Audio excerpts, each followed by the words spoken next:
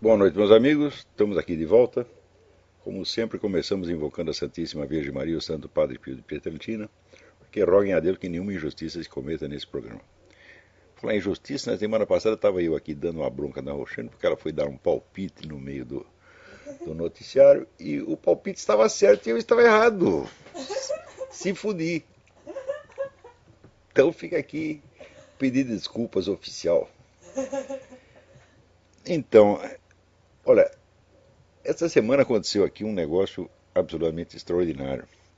É que o Obama estava conversando com o Dmitry Medvedev, o presidente da Rússia, e o microfone em cima da mesa estava ligado. Né? Vocês lembram que isso aconteceu a vários políticos brasileiros, cuja carreira foi então exterminada por isso. Mas aqui dificilmente acontecerá isso, porque o Obama tem todos os direitos. Né?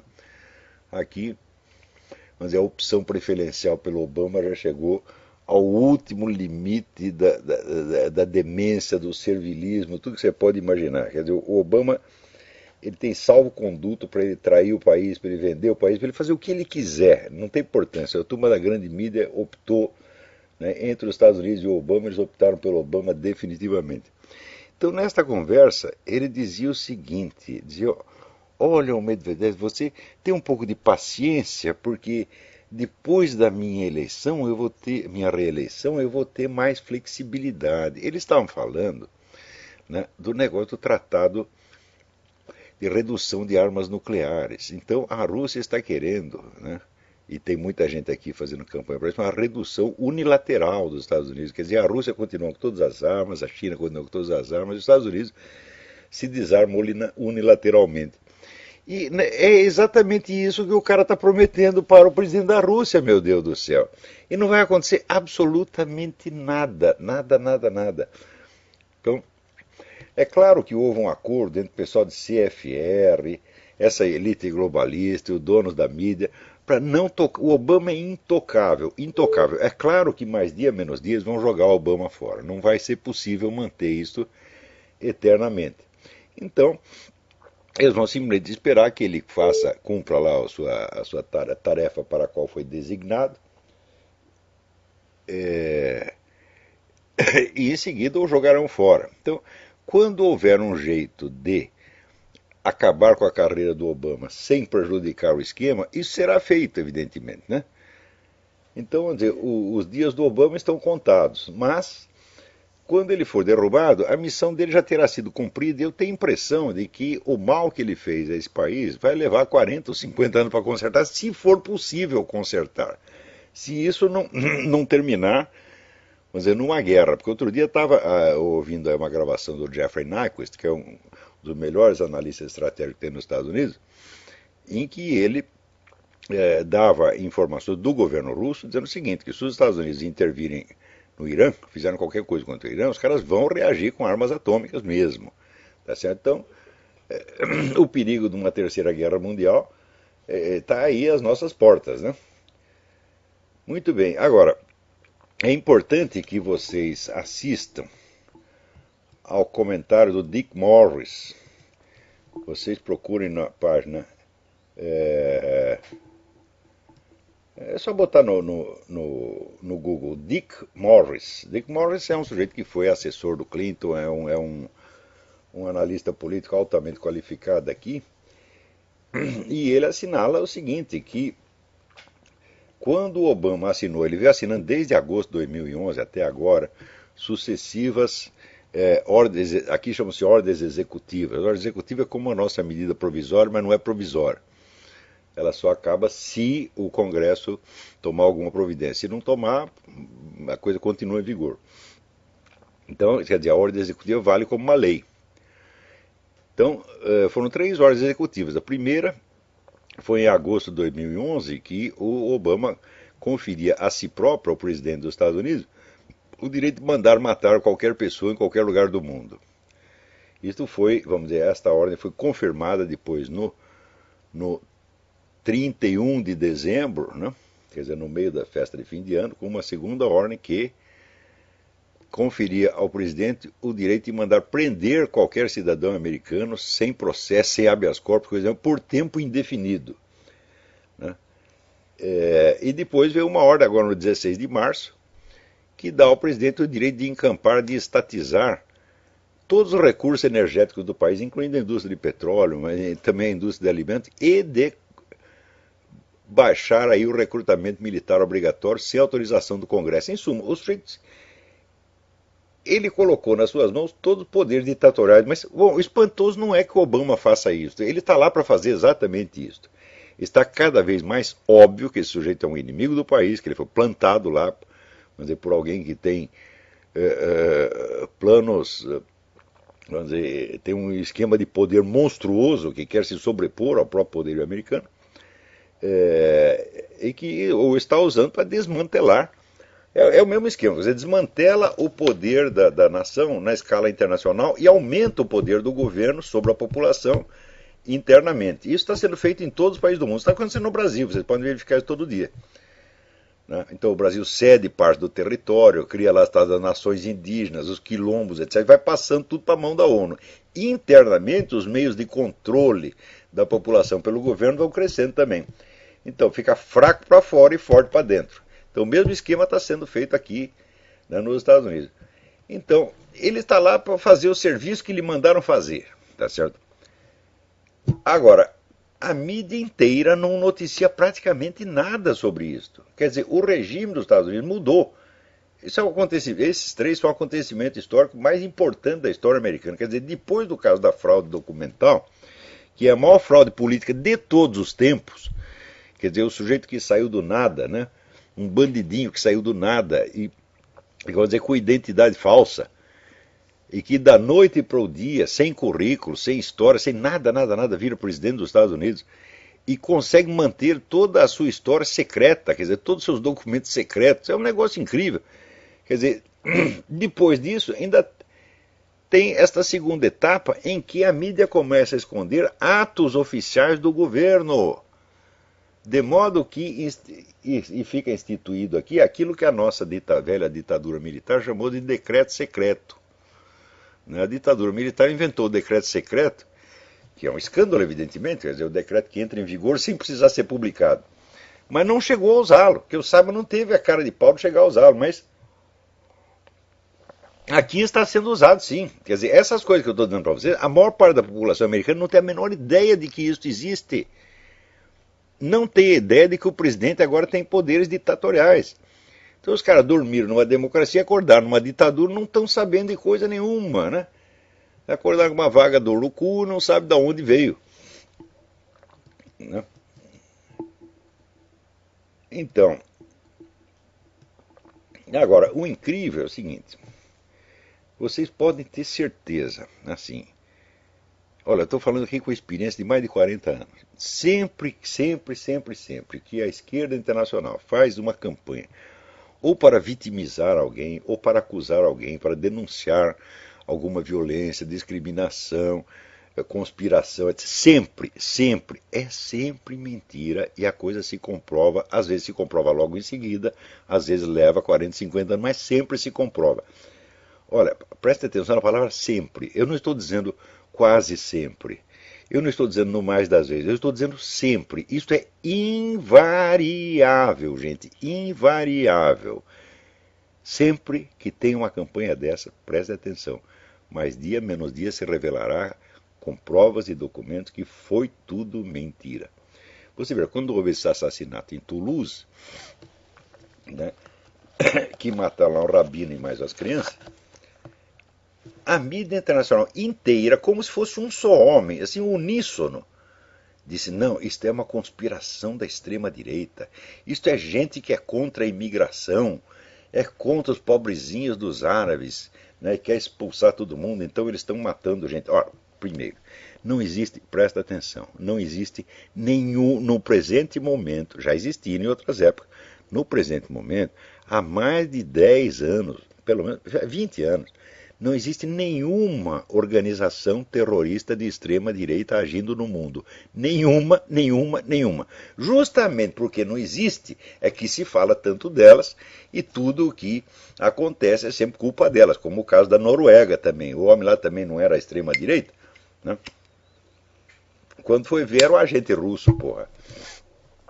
Então, imediatamente, vamos dizer, com uniformidade absolutamente formidável, se espalhou que era coisa da extrema-direita. Olha, esta uniformidade é a coisa mais característica do presente momento. Eu estou dizendo para vocês que nos últimos 20 anos houve uma concentração da propriedade dos órgãos de mídia no mundo ocidental inteiro. É por isso que hoje dá para você confiar mais na mídia russa do que na ocidental. Então a coisa hoje, vamos dizer, não chega a ter 10 proprietários. Nos Estados Unidos são 6. Se você somar, pegar a mídia da França, da Inglaterra, etc., até concentrou tudo, então são 10 grupos econômicos que mandam na coisa. Daí se explica a uniformidade total. Isso quer dizer que, quando sai notícia falsa, não é um jornal que pisou no tomate. Não, todos combinam, nós vamos pisar no mesmo tomate. Todos pisam no tomate igual.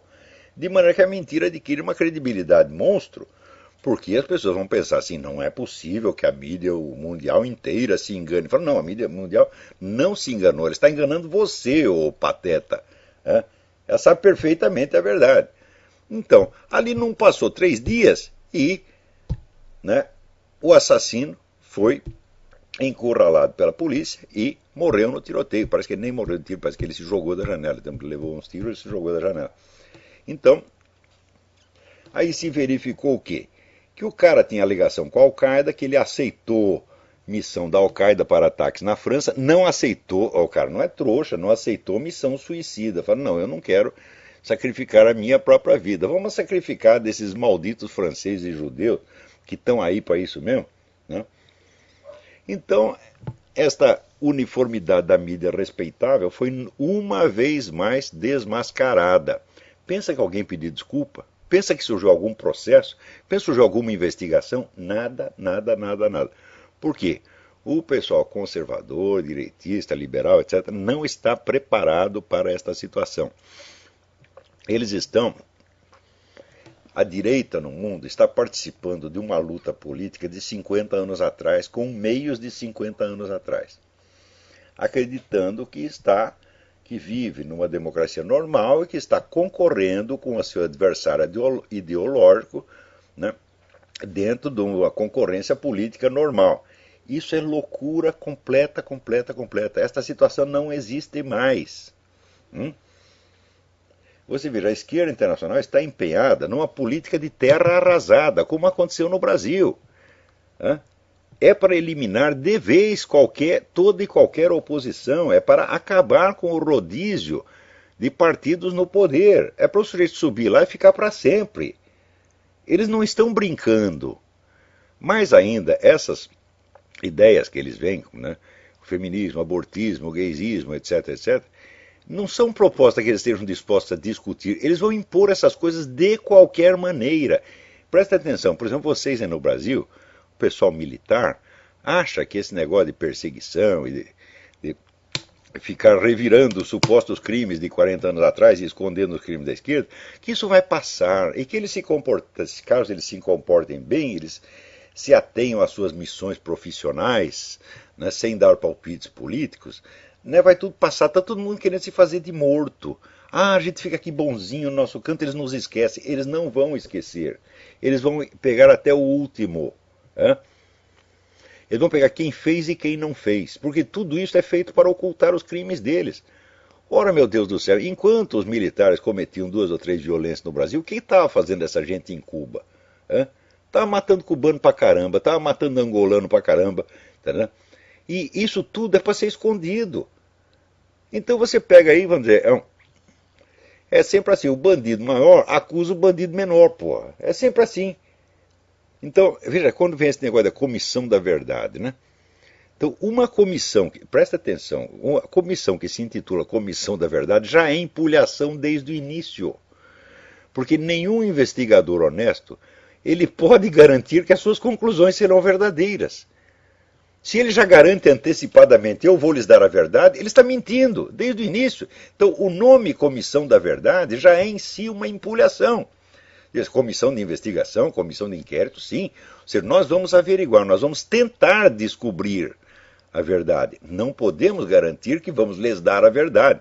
Esses filhas da puta, vigaristas, trapaceiros, já dizem comissão da verdade. E o pessoal aceita isso. Né? O simples fato de você aceitar este título, né, já mostra que você aceita propaganda enganosa. Você tinha que ir na delegacia do consumidor e dar uma queixa imediatamente. Não existe, não pode haver uma comissão de inquérito que se intitule Comissão da Verdade, isso é propaganda enganosa. É? Em segundo lugar, veja, uma coisa que os próprios militares não percebem. Quando esta comissão diz que vai excluir das suas investigações os crimes dos terroristas, sob a alegação de que foram reações justas a um governo ilegítimo, o que ela faz? Ela exclui do exame as circunstâncias atenuantes dos crimes do outro lado. É? Ora, que crime pode ser compreendido ou investigado quando ele é separado do crime do qual ele é uma retaliação? Não é possível isto. Então, isso quer dizer que os resultados, a verdade que eles estão prometendo, eles mesmos já estão anunciando antecipadamente. Olha aqui, nós vamos fazer essa comissão para pôr no seu cu. Então, a condenação já está dada, pelo simples fato de recusar examinar equitativamente os crimes de um lado e os crimes do outro, já está dada a conclusão, meu Deus do céu. É? Porque não é a mesma coisa você cometer um crime, por exemplo, numa situação de paz e ordem, né? A polícia prende um infeliz e enche ele de porrada e mata, tá certo? E isto acontecer no meio de uma guerra não é a mesma coisa, de maneira alguma. No meio de uma guerra existe violência e excesso dos dois lados, como o capitão Lamarca, que matou um prisioneiro acoronhado, prisioneiro amarrado e matou acoronhado. Tá certo? Então por que ora, o Lamarca fazer isso é lindo, porque estava reagindo contra um regime ilegítimo. É? Então, em primeiro lugar, quem diz que o regime é ilegítimo? Existe alguma sentença judicial transitada em julgado que diz que aquele regime foi ilegítimo? Se o regime foi ilegítimo, todos os atos dele têm que ser revogados. Se você não revoga todos os atos, inclusive todos os portos, aeroportos, estradas que o governo fez, então não é ilegítimo, meu filho. É? Quer dizer, essa premissa de que o governo era ilegítimo, ela em si é totalmente ilegítima e furada. Então, primeiro vamos discutir a legitimidade daquele regime e dos seus atos. É? Vamos levar isso para o Supremo Tribunal Federal e vamos ver se os atos daquele regime foram legítimos ou não. É? Os caras estão querendo apagar a história e estão com essa empulhação de que o regime foi ilegítimo. Falam, bom, você tem todo o direito de questionar se foi legítimo, mas não tem o direito de enganar a população dizendo que é ilegítimo, fazendo passar essa ilegitimidade como se fosse uma sentença transitada em julgado, quando é apenas uma opinião sua. Né? Então, por exemplo, se o governo foi ilegítimo, todos os atos deles foram ilegítimos. Então, por exemplo, teve um ato até que me beneficiou, que foi a regulamentação da profissão de jornalista, que veio em 65. Se o regime era ilegítimo, essa regulamentação é ilegítima e tem que fazer tudo de novo. Ora, é a coisa mais óbvia, a palavra ilegítimo é seríssimo. Diz que o governo era ilegítimo, então os atos dele não valem. É? Ora, vocês querem isso? Vocês querem deslegitimar todos os atos do governo? Não, não. Só alguns. Então vocês não o consideram ilegítimo. Vocês estão mentindo. E, quer dizer, em terceiro lugar, não se pode compreender nada do que aconteceu no Brasil naquela época fora do contexto internacional. Porque todos vocês, terroristas, vocês tinham apoio internacional, ao passo que o nosso exército não tinha, meu filho. Hã? O exército foi fazer uma aliança com outros governos muito mais tarde, que chamou Operação Condor, que você criou um rolo. A Operação Condor veio 20 anos depois da OLAS, Organização Latino-Americana de Solidariedade, que espalhou guerrilha para tudo quanto é lado, está sendo financiada por Havana, por Moscou, por Pequim. Quer dizer, vocês têm a conexão internacional, os outros não podem, nem mesmo para reagir tardiamente a vocês. Quer dizer, em tudo isso está havendo, quer dizer, um julgamento tão unilateral, tão enviesado, tão falsificado, que, na verdade, né, o simples fato da coisa se chamar Comissão da Verdade já mostra que é uma empulhação. Vocês não podem aceitar isso de jeito nenhum. E esses militares que ficam se fazendo de bonzinhos, dizendo, agora nós já temos a nossa missão profissional, etc, etc. Vocês estão bancando os avestruzes, porra.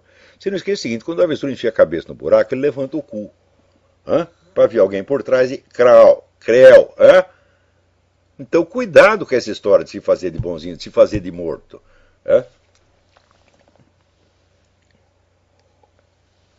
Você precisa entender que esse negócio de PT, isso é uma quadrilha de bandidos, tá certo? Articulado com outros bandidos, com 200 organizações, entre as quais organizações criminosas como as Farc, o MIR, etc., para dominar completamente o continente latino-americano. E vocês ficam conversando, tá certo? Como se fosse apenas uma concorrência democrática, pessoas que têm ideias diversas.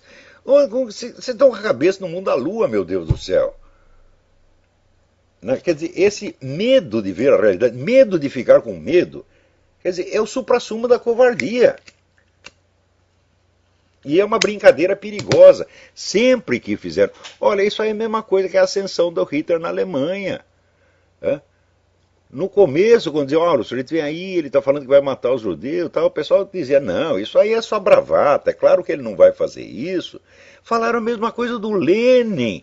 Quando Lenin tomou o poder em 1917, se espalhou por todo o mundo os investidores ocidentais. Não, ele não é comunista, não. Isso é só da boca para fora, é só para assustar a criancinha. Na hora H ele vai fazer as contas e vai ver que não dá, e vai voltar. É sempre assim. Conversa calmante é para anestesiar a vítima. Quando é que vocês vão aprender isto, meu Deus do céu? Sobretudo quando a conversa calmante vem da própria fonte da ameaça. Ora, é fácil você ver que esse pessoal da esquerda, ele sempre foi assim, eles vão à divisão do trabalho. Metade diz para você, nós vamos matar todos vocês, nós vamos acabar com vocês, tá certo? Vamos liquidar você. A outra metade diz, não, isso é paranoia, não vai acontecer. É sempre assim, vocês ainda não perceberam, meu Deus do céu. E quando eu digo que quando as campanhas deles, ou campanha a favor de uma vítima perseguida, ou campanha para denunciar corrupção, ou campanha para denunciar violência, para denunciar agressão imperialista. Quando eu digo que sempre se comprova que é falso, é sempre. Você quer alguns exemplos históricos? Você vê o famoso caso do Alger Hiss, que era um alto funcionário do Departamento de Estado que foi acusado de ser agente comunista. Você acredita que pelo menos até o ano passado, ainda tinha gente na universidade americana dizendo que o Alger Hiss é uma pobre, inocente vítima de perseguição. Sabe quando veio o documento da Rússia, abriram os arquivos de Moscou e apareceu lá, né, o Alger Hiss como agente comunista. Fala, bom, aí não deu. Mas o casal Rosenberg, porra, que criou a Guerra Fria, entregando os segredos de fabricação da bomba atômica para o governo soviético. Até recentemente ainda tinha gente que fazia campanha em favor dos Rosenberg, dizendo que foram vítimas, coitadinhos. Então, demorou, a verdade, às vezes demora para aparecer. Por exemplo, quando decifraram aqueles códigos Venona, aquelas comunicações entre a embaixada soviética e o governo de Moscou, isso levou 40 anos para ser publicado. Tá certo? Então, ali tem, vamos dizer, a comprovação de tudo o que o Joseph McCarthy disse nos anos 50. Quer dizer, os Estados Unidos se tornaram totalmente indefesos perante o poder estrangeiro a partir do momento em que acreditaram naquela história de que macartismo era a perseguição de inocentes. Olha, o Joseph McCarthy não tinha conhecimentos profundos do assunto que ele estava lidando. Ele mesmo não tinha medida do tamanho da coisa. Quando ele falava assim, uma conspiração tão imensa, ele queria dizer que tinha 200 pessoas. Tinha mais de 3.000, porra. Quer dizer que ele não mediu o tamanho do pepino. Ele era, por assim dizer, um amador, ele não era um grande estudioso da coisa de comunismo. Então, ele, de certo modo, foi trouxa, tá certo? Então foi cutucar a onça com vara curta. Então, quer dizer, mais esperto foi o Nixon, que o Nixon se pegou no caso do Alger Hiss e não falou de mais ninguém e acabou ganhando a parada. Mas o Joseph McCarthy quis enfrentar todo mundo ao mesmo tempo e conseguiu desencadear uma onda de ódio a ele Da onde vem essa onda de ódio? Ah, não é a reação espontânea de pessoas de convicções democráticas que querem defender as vítimas. Esse pessoal não mede o tamanho da rede de infiltração comunista que existe. Porque você pensa o quê? Isso aí é só questão de... Ó, se você tem 3 mil agentes no governo, em volta deles, você tem no mínimo 3 milhões de colaboradores, porra. E esse negócio de dizer, não, o Partido Comunista nunca teve muitos membros aqui. Meu Deus, mas o partido não funciona assim. É? Quer dizer, você tem a rede de colaboradores informais, que é praticamente ilimitada. Leia o livro do Stephen Koch, Double Lives, para você ver como é que funciona o negócio dos companheiros de viagem. Às vezes um companheiro de viagem, mas alguém que não é membro do Partido Comunista, está mais sob o controle do partido do que um militante. Porque eles fazem assim, eles investigam a vida inteira do cara, pegam toda a rede de relações sociais e dominam tudo. Fizeram isso com um cara que era ministro da Suprema Corte. Dominaram a cabeça da mulher dele. A mulher dele era um pouco louca. E dominaram a cabeça da mulher. Então eles tinham todo acesso à vida particular do cara. O Sinclair Lewis, o romancista, eles botaram uma mulher para casar com ele, porra. Então o companheiro de viagem, às vezes, é um escravo do partido. E obedece ao partido muito mais do que um militante e muito mais do que um agente. Porque o agente às vezes trai, o espião às vezes trai e passa para o outro lado. Mas o companheiro de viagem não passa, não. Então, quando você vai ver a imensidão da rede, você entende que, de fato, a atmosfera ideológica dos Estados Unidos nos últimos 50 anos foi inteiramente fabricada pela União Soviética. Os Estados Unidos demonstraram uma fragilidade cultural e ideológica acachapante. Ou seja, a grande mídia aqui subscreveu um por um todos os programas que a União Soviética queria. Todos os programas, todos os valores, todos os símbolos, todas as ideias. Tá certo? Mas é de uma coisa, de um servilismo, de uma obediência, de uma passividade assim, acachapante. Isso aconteceu. E começou com o caso do Joseph McCarthy. Depois, mais tarde, saiu o livro do Stanton Evans, Blacklisted by History, que prova por A mais B que todas, com exceção do General Marshall, todas as pessoas que Joseph McCarthy levantou suspeita eram todos agentes comunistas mesmo. Ficou sabendo disso quando abriu os arquivos de Moscou. Você pensa aqui que houve então uma revisão? O país inteiro disse, oh, então nós nos enganamos, nós fomos enganados pelos comunistas durante 50 anos? A resposta seria, sim, vocês foram enganados. E vocês foram enganados novamente quando votaram em Barack Obama. E estão sendo enganados de novo quando defendem o sujeito.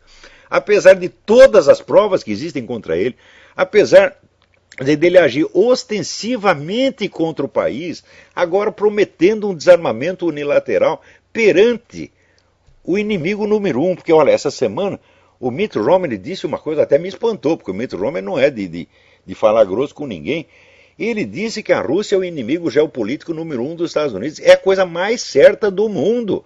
Vocês vejam lá o meu debate com o professor Alexandre Dugin, está tudo documentado lá. Vocês veem que os planos da Rússia não são brincadeira, meu Deus do céu. E pior, que ela agora perdeu aquela identidade comunista, ela fez aquele acordo que é comunista, nazista, radical islâmico, né, extrema-direita fascista, tudo que não presta no mundo eles juntaram e fizeram a proposta eurasiana. Então, olha, a proposta eurasiana, olha, só tem dois tipos de pessoa que não pode, só tem dois países do mundo que não vão entrar na proposta eurasiana, que é Estados Unidos e Israel. O resto, todo mundo vai aprovar a proposta eurasiana, até a América Latina.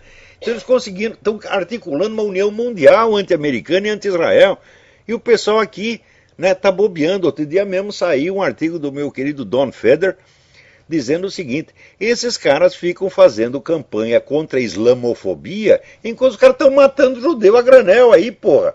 E pior, tem cara judeu que fica fazendo campanha contra a islamofobia, quando o problema é judeofobia. Vocês não entenderam ainda, seus idiotas?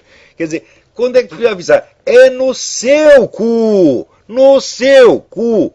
Você está entendendo? Não é no dos outros, tá?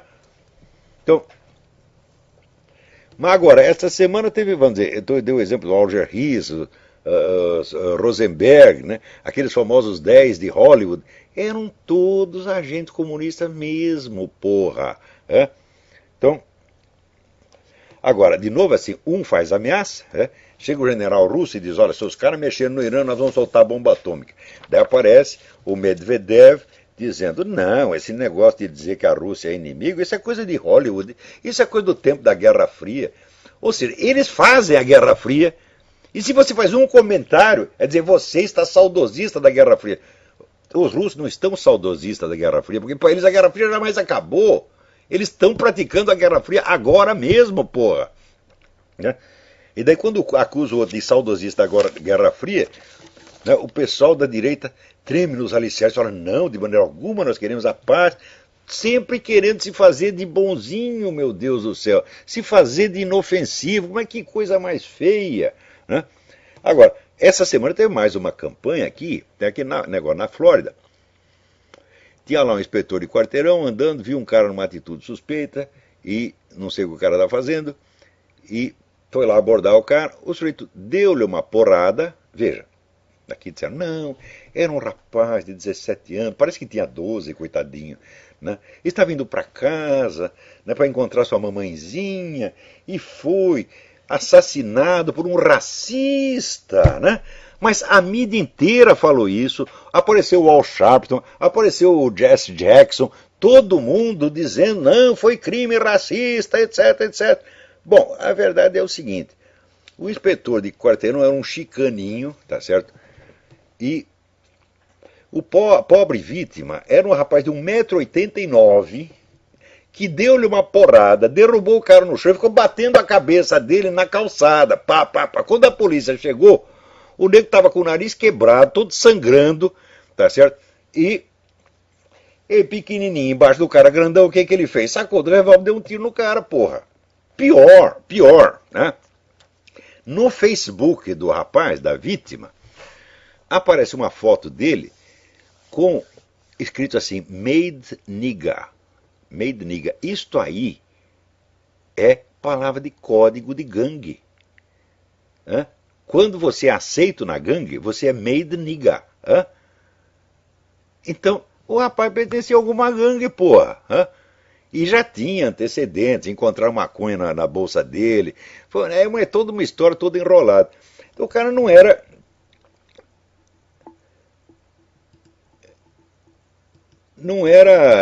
nenhum inocentinho que estava indo para casa. E além disso, bater a sua cabeça na calçada, você sabe lá o que é isso? Isso é para matar. Hã? Então aconteceu o seguinte, que o inspetor de quarteirão ele ficou quieto, ele não falou nada. A polícia não quis prendê-lo, por quê? Porque não havia motivo para prender. Está na cara que foi legítima defesa, tá certo? Além disso, havia testemunhas que disseram, não, nós vimos o cara em cima do... Né, o menino em cima de menino. Um homem de 1,89 m chamado de menino tem graça, batendo no chicaninho lá até matar, tá entendendo? Então eles ficaram quietos porque não estão a fim de fazer escândalo, mas o outro lá não perde a oportunidade de criar uma falsa vítima. Até o Obama entrou na história. Você veja que coisa, o presidente da República, porra. O que ele fez? Né? O garoto estava encapuzado, né? Então, o capuz virou então o símbolo, né, da vítima inocente, né? O que fez a campanha do Obama? Começou a vender capuzes com inscrição da campanha, alusão, né, ao coitadinho. Quer dizer, o país inteiro, a mídia inteira, a presidência da República, né, o pessoal do Senado, da Câmara dos Deputados, tudo conta um coitadinho do inspetor de quarteirão que supostamente tinha o único direito de se deixar matar. Fala, não, o cara que está batendo de mim é preto, então eu tenho que apanhar até o fim e ficar quieto até morrer, porra. Né? É sempre assim. Na mesma semana foi o caso lá de Toulouse e o caso aqui desse menino, Trayvon Martin, né? Duas campanhas mundiais, perfeitamente mentirosas.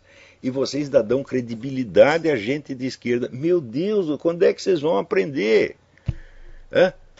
Vocês não lembram o caso de Katyn na Segunda Guerra? que os russos disseram, não, nós achamos lá 20 mil oficiais poloneses enterrados por os nazistas que mataram, etc. Quando foi vendo, não tinham sido nazistas, tinham sido eles mesmo, porra. Como se faltasse crime nazista, né? Como se tivesse escassez de crime nazista para inventar mais um, né?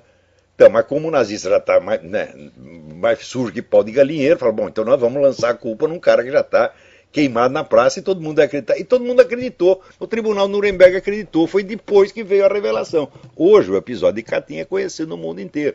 Como a história do Alger é conhecido, como a história do Rosenberg é conhecida.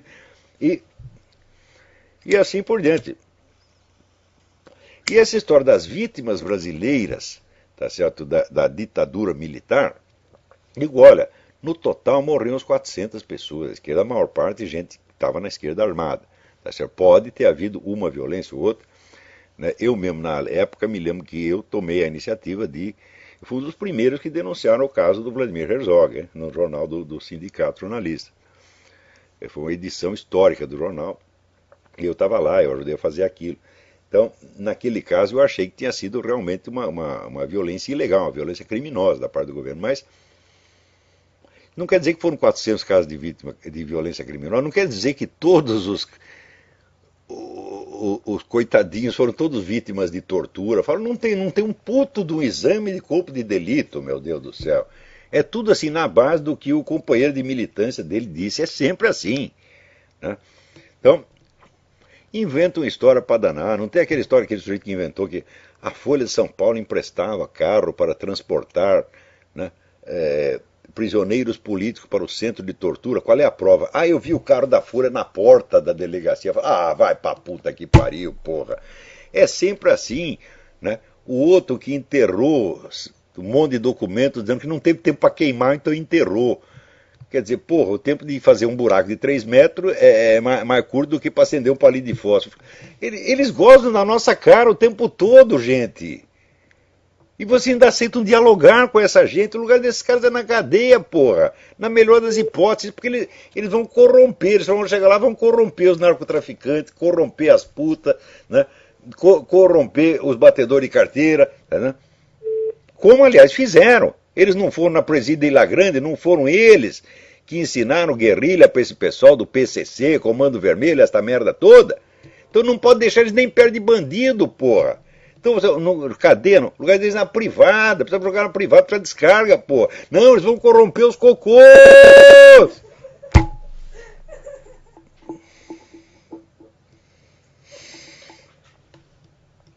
Então, agora, aqui, né, continua aquela história do Joseph Kony, né, de que o Obama já autorizou, né, o envio de tropas para a Uganda.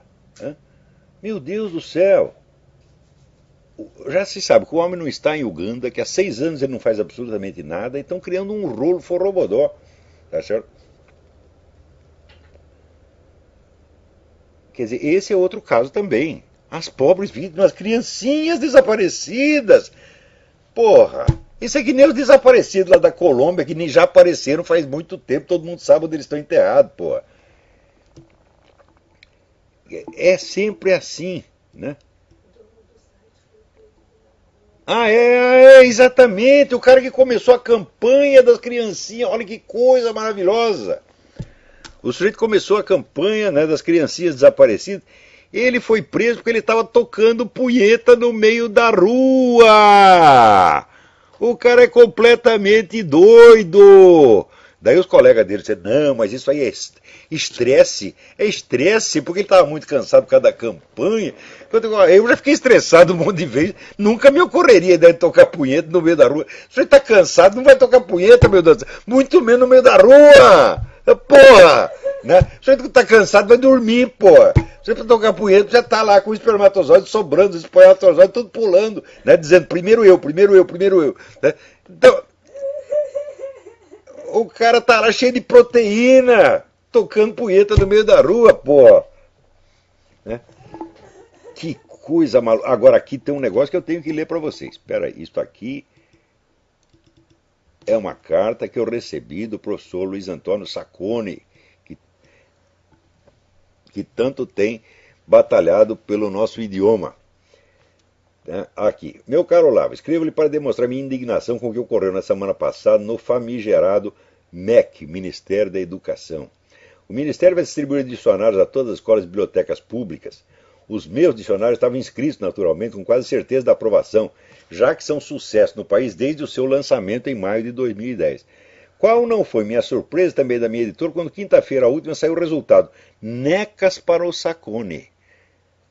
Né? Por quê? Porque ele teve o desplante de registrar o termo petralha. E ainda tecer comentários desairosos a uma prefeita do PT em Fortaleza, já que a cidade está mais cheia de buracos do que um queijo suíço. Né? Mas, que diabos de esperança poderiam alimentar e ver aprovados os meus dicionários quando se tem do outro lado um avaliador com uma figura sinistra do Marcos Banho que dispensa comentários? Não, não dispensa não. Tem gente que não sabe quem é Marcos Banho. Como? Mas que lacuna cultural, vocês não sabem quem é Marcos Banho? Marcos Banho é aquele sujeito que diz que ensinar a mesma gramática para todo mundo é elitismo. Hã? Tem que ter uma gramática para os ricos, outra gramática para os pobres, né? Uma gramática para o pessoal da favela, outra, né? Outro para o pessoal do Leblon. Então, ele acha que assim, ensinar a mesma língua para todo mundo é antidemocrático. É esta besta quadrada, que está lá julgando o dicionário. Né? Só falta agora ser aquele ministro que escreve cabeçário em vez de cabeçalho. Né? Quer dizer, depois que esse ministério teve na chefia um idiota como esse Haddad, né? É claro que tem que botar como avaliador do dicionário o Marcos Banho. Puta que pariu. Né? Já que você está nos Estados Unidos, talvez não tenha conhecimento da definição que dei do termo petralha, que é de criação Renal Azevedo.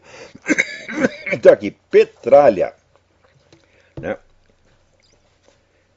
Adjetivo pejorativo. 1. Que ou pessoa que sem nenhum escrúpulo não vacila em cometer todo e qualquer ato marginal à lei, como usurpar, mentir, extorquir, ameaçar, chantagear, roubar, corromper, ou que defende com ardor ladrões, corruptos, usurpadores, mentirosos, cínicos, extorsionários, chantagistas, etc. Que, porém, posam de gente honesta e defensores intransigentes da ética. Meu Deus, isso é definição do PT inteiro. Vocês todos são petralhas, meu Deus do céu. Não eram vocês que durante os anos 90 fizeram carreira com a campanha da ética? Hein? Era assim um negócio, assim, veja como era tudo articulado. Os caras começavam, né? Lançavam lá no parlamento. Ah, é campanha da ética na política. No dia seguinte, a turma da USP reunia para fazer um congresso de filosofia sobre ética. É tudo articulado, meu Deus do céu. Né? Então, na época, chegaram a ter fama dos grandes defensores da moralidade, que era o grande defensor, que eram os campeões da moralidade. Zé Dirceu! Zé Dirceu era como é, o verdadeiro catão, né? Era o homem que é o Savonarola, o homem que queria punir todos os corruptos. Depois vocês viram, enquanto ele está lá punindo corrupto, está preparando o mensalão. Né? Perto do qual, vamos dizer, os anões do orçamento ficaram realmente anões. Que anões? Né? Eles viraram infinitesimais, né? Comparado com o mensalão. E assim vai. Né? Tem alguém na linha aí. Alô, quem é? Oi, Olavo, aqui é o Vinícius Maia, eu estou falando aqui de Los Angeles, nos Estados Unidos, tudo bem? Tudo bem? Então, em primeiro lugar, queria agradecer aí pelo trabalho que você faz, porque desde que eu comecei a ouvir o show, mudei minha posição em relação a muitas coisas. Eu sou um cristão também e realmente a gente fica indignado com as coisas que estão acontecendo no mundo hoje, né? Aquela questão dos judeus que você mencionou no show hoje, me parece que é uma coisa bem real. Parece que tudo indica que o mundo cada vez mais se coloca numa posição de enfrentar realmente Israel.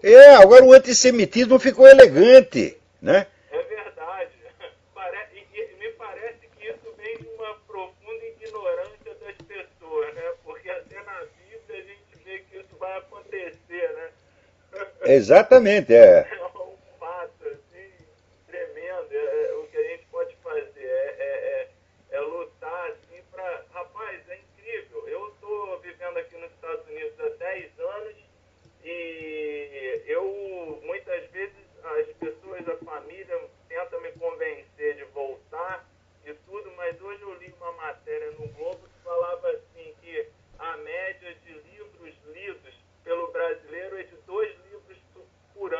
Pelo estudante, não é o brasileiro em geral, é o estudante brasileiro, o estudante universitário lê no máximo 2 livros por ano. E hoje chegou aqui um negócio, foi bom você falar disso.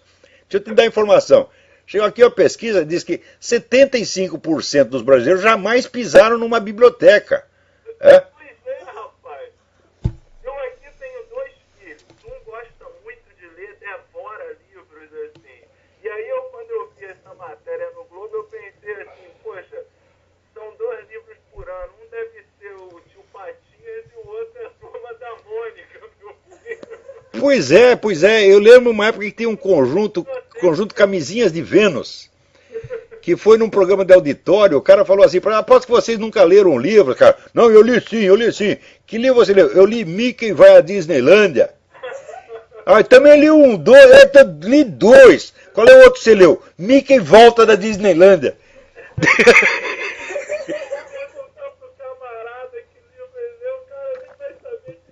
Pois a dona Dilma não sabia, ela disse que tinha lido um livro espetacular que tinha influenciado muito ela. Perguntou qual é o título. Ah, não lembro. Ah, puta que pariu! Puta que pariu! Brincadeira! Quando você vê aqui dos presidentes dos Estados Unidos, tem vários deles que são clássicos da literatura. Theodore Roosevelt era um grande crítico literário, grande memorialista. Abraham Lincoln é um clássico, um dos grandes estilistas da língua inglesa, e muitos outros. É um negócio impressionante. Agora no Brasil, você votar em sujeito alfabetizado é feio. Tem que votar no analfabeto. Pois é. É o QI, eles votam pelo QI, o quociente de ignorância. Essa semana eu estava vendo aquele vídeo que está no Mídia Sem Máscara, chama 180. Eu achei aquele vídeo sensacional. O camarada começa a entrevistar o pessoal na rua e pergunta aos jovens, né, até aqui nos Estados Unidos mesmo, que eu achei difícil de acreditar, mas muitos não sabiam quem era Adolf Hitler. Pois é, rapaz. Não, essa nova geração aqui, vamos dizer, de uns 20 anos pra cá, desde que criaram o Ministério da Educação. Foi o Jimmy Carter que criou a porra do Ministério. A educação americana está acabando. Eles estão brasilianizando o negócio. Eles mandaram lá copiar o Fernando Haddad. Falaram, eu quero um projeto do Fernando Haddad para eu fazer um igual aqui. Mas isso aqui está ficando cada vez mais parecido com o terceiro mundo, infelizmente, Olavo. Mas eu escrevi há mais de 15 anos, eu escrevi, o mundo brasilianiza-se. É verdade. Está acontecendo a olhos vistos. Quando você vê o Obama, rapaz, o Obama é um cara do PT. Tá na cara que ele é um petista. Quem que não vê? É verdade. Mas era isso que eu queria ligar para te parabenizar aí pelo trabalho. Muito bom o trabalho que você tem feito. Muito obrigado. Também de livros para a gente ler. E eu queria deixar aí só esse elogio aí ao seu trabalho. Obrigado por atender minha ligação aí. Muito obrigado. Boa sorte para você aí. E não volta pro Brasil não, porque o nosso país acabou, eles mataram. O Brasil tá no cemitério, porra. Eu prefiro ficar morando na rua aqui do que voltar pro Brasil. Pois é, a gente tem que ir para lugar civilizado, a gente tem que ir para Uganda, tem que ir para Serra Leoa, não pode voltar pro Brasil não. Tá doido. Agora, olha aqui, essa semana o STF está revendo a jurisprudência e diz que sexo com um menor de idade talvez não seja crime se a criança já teve uma relação sexual anterior. Quer dizer, você pega essas putinhas, que lá eu vi lá no Recife, tinha menina de 12 anos na rua, você pega uma daquelas e come e diz, não é crime porque o outro já comeu. Ora, porra! Eu estou dizendo para vocês que a legitimação da pedofilia é o próximo passo. Depois que veio o negócio do gaysismo, falou, pedofilia é o próximo. Depois será a bestialidade. Depois eu já não sei o que é. Acho que é comer buraco de fechadura. Né? E deve ser também o sujeito casar com ele mesmo. Punheteiro casa consigo próprio. E divide os bens. Espera aí, tem outra pessoa na linha aí. Alô? Alô, é Antônio? Antônio, tudo bem?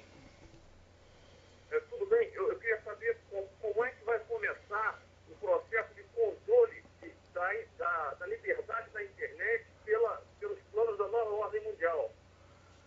Olha, é o seguinte, o exemplo chinês já provou que isso é factível, quer dizer, você pode bloquear sites, assim, a priori. Se o site usa determinadas palavras, tchuc, ele desliga automaticamente.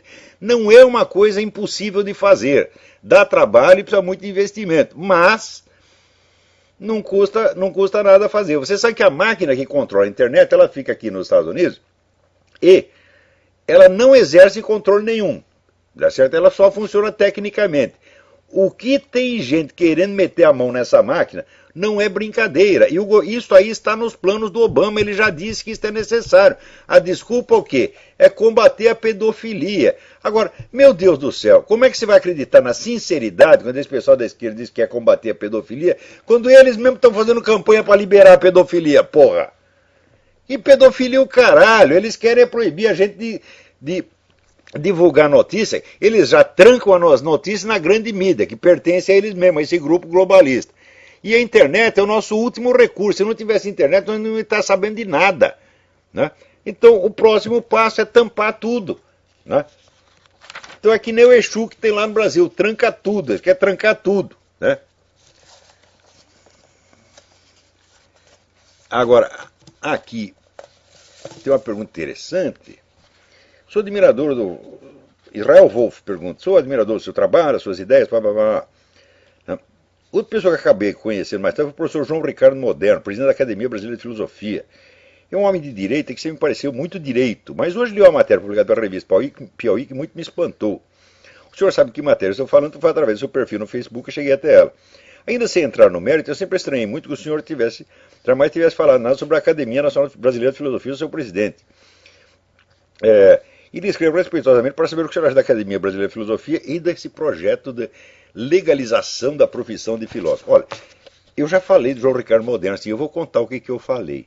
Quando eu lancei o Imbecil Coletivo, foi uma edição conjunta da Faculdade da Cidade e da Academia Brasileira de Filosofia, que então já era presidida por esta criatura. Como o livro pegou mal em certos ambientes universitários, sobretudo entre as pessoas que eram os personagens do livro, os personagens acharam o livro detestável, evidentemente, porque gozava da cara deles com justa razão, demonstrava que eram charlatães, vigaristas, etc, etc. Daí pressionaram o João Ricardo Moderno, ele imediatamente soltou pelo Jornal do Brasil um aviso de que não, a Academia Brasileira de Filosofia não sabia de nada disso, nós não sabíamos desse livro, nosso nome está sendo usado indevidamente. Bom, daí eu não tive outro remédio senão publicar as notas fiscais da impressão do livro em nome da Academia Brasileira de Filosofia e a foto do senhor João Ricardo Moderno batendo palminha no lançamento do livro que estava escrito na capa, edição da Academia Brasileira de Filosofia, provando então que se tratava de um mentiroso, vigarista, trapaceiro, vagabundo e filha da puta. Tá? E eu posso falar o que eu quiser dele, porque foi ele que tomou a iniciativa de espalhar notícia falsa a meu respeito, dizendo que eu tinha usado indevidamente o nome da academia. Então, disse e provei. Preciso falar mais alguma coisa a respeito desse cidadão? Não. Esse já é meu velho conhecido. Este episódio foi quando? 1996. Então, daí depois disso, né, essa academia fica lá, dando, puxando o saco do jogador de futebol, o presidente da FIFA. Quem não vê que isso é uma esculhambação, meu Deus do céu? Oh, pô, isso é alta picaretagem, né?